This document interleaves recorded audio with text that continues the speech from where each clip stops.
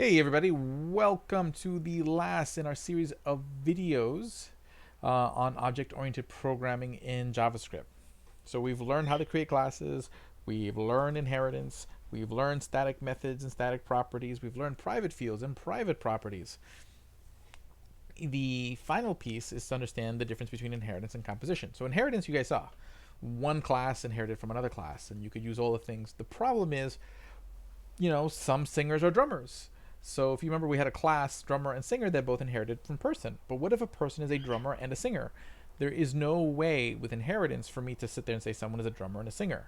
I'd have to create like another class that's called drummer singer and re-add those properties and methods that are unique to drummer and singer to that third class, because there's no way to inherit from more than one class.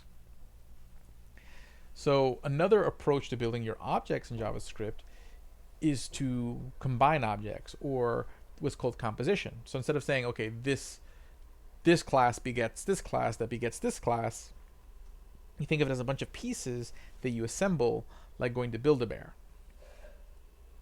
So let's kind of delete all this. Okay. And so yeah, this isn't even delete class. Let's just start from scratch. Let's create a new class called learner. Okay. Okay, this person learns. This is a thing that learns. Okay, and we'll have a constructor. And learners have a name, so we'll pass a name property.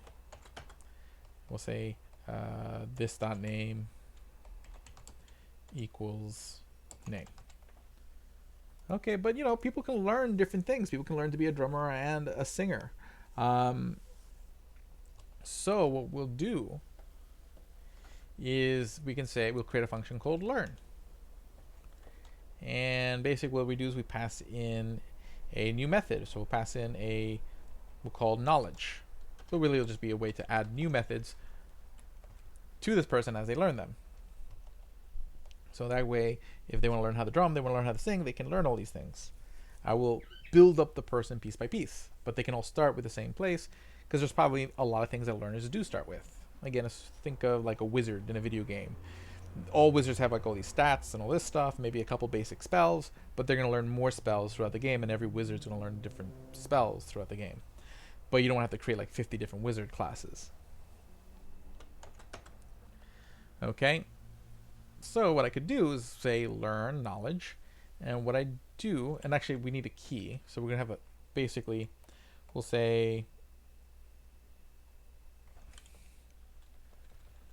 subject, which will be sort of the subject that they learned, and what they learned. Okay. And what I'm going to do is we're going to say that this, because again, this refers to this object, but again, I don't know what property I'm filling in here. Did they learn physics? Did they learn chemistry? I don't know. So what I'm going to do is, when you do objects and you don't know what the key is going to be, you use square brackets, and the key is going to be the subject. So we're going to pass in the key in the function. Okay. So then when you do that, I'll just do equals, and then it'll equal whatever you pass as knowledge.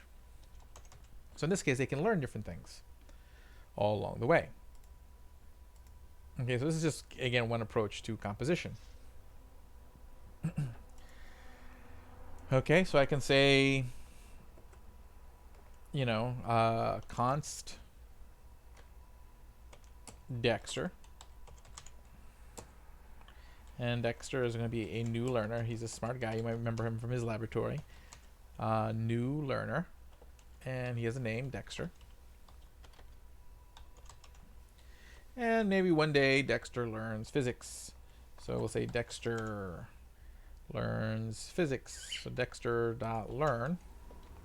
And we'll say he learns physics. And when he uses physics, so we'll create a function called physics, or a function. And you have to use this syntax because of just the nature of how objects works, and this keyword, you can't use arrow functions for this particular purpose. So function, we'll say console.log.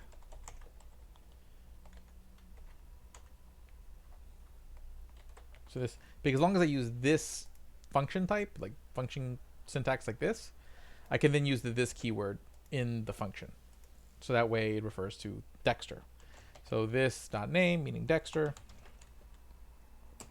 now knows physics. Okay, save. Okay, neat.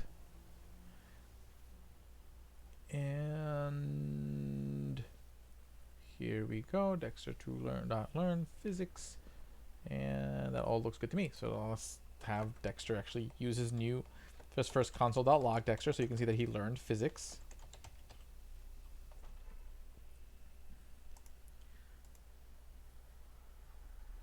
What did I do there? Dexter.physics is what I want to do. Dexter.physics, and I have to follow the key that I used, so physics. And I wanted the console log Dexter, that's what I wanted to do. Console.log Dexter with an ER. Save.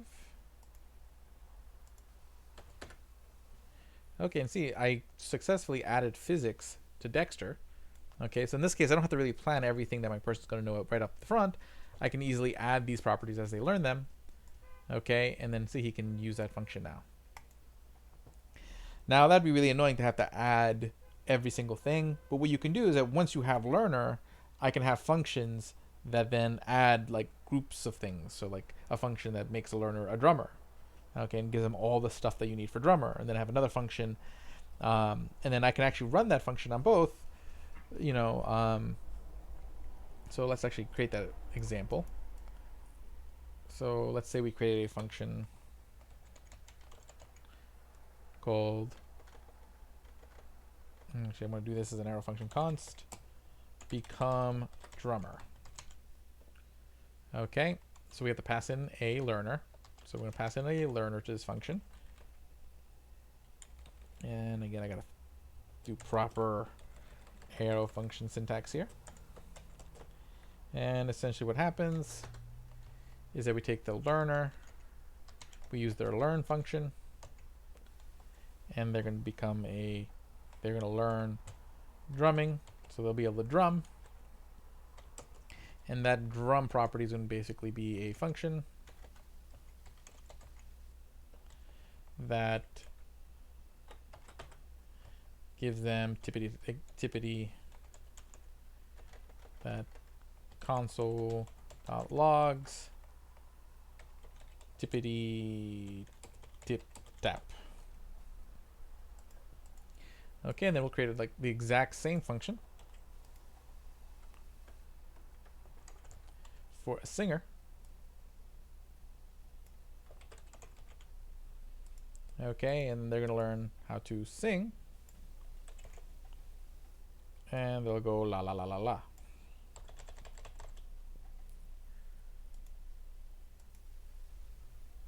Okie dokie. So then we'll create that. We'll create who's a fairly multi-talented musician. Let's just say Freddie Mercury. Why not? Const Freddie equals a new learner. It's Freddie. And we're going to say Freddie becomes a drummer. Become drummer Freddie. Become singer Freddie. Okay, and then we'll console.log Freddie, so you can see that he's added all these properties. And then we'll actually use Freddie's ability to drum and sing. Drum and sing.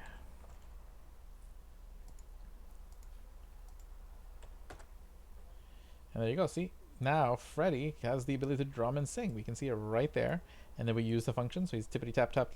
And this is nice. Composition allows me to kind of create a drummer and a singer. I don't have to choose like which class am I starting from. So I could create one base class and instead use these functions to help add the right pieces to my object. Okay, and this is what's referred to as composition. There's different ways to do it, There's a bajillion different ways you can kind of take this approach. This is one. I just think this is kind of semantic, as person learns, and it's kind of easy to kind of think through it. Um, but you can see now I can just add the pieces that I want, and these functions can be bigger.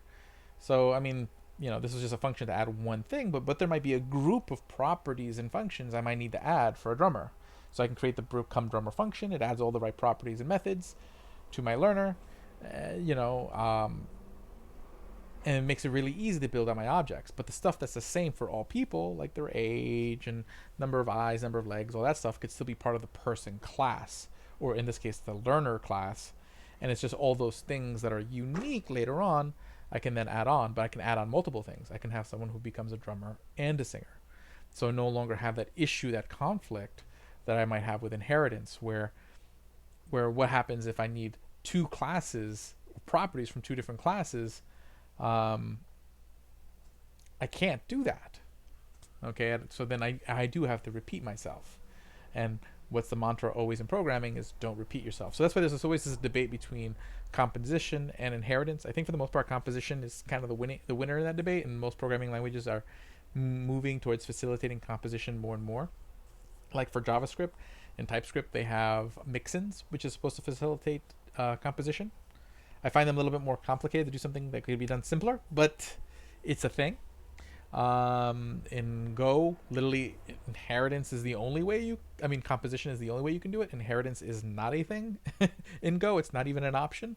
And you see that in kind of different places. So, but yeah, this has been a thorough takedown of object-oriented programming in JavaScript. So you've learned how classes work, all the different features of classes, and we've also learned composition, another way to kind of think through how to construct your objects in your programs and how to make them more modular.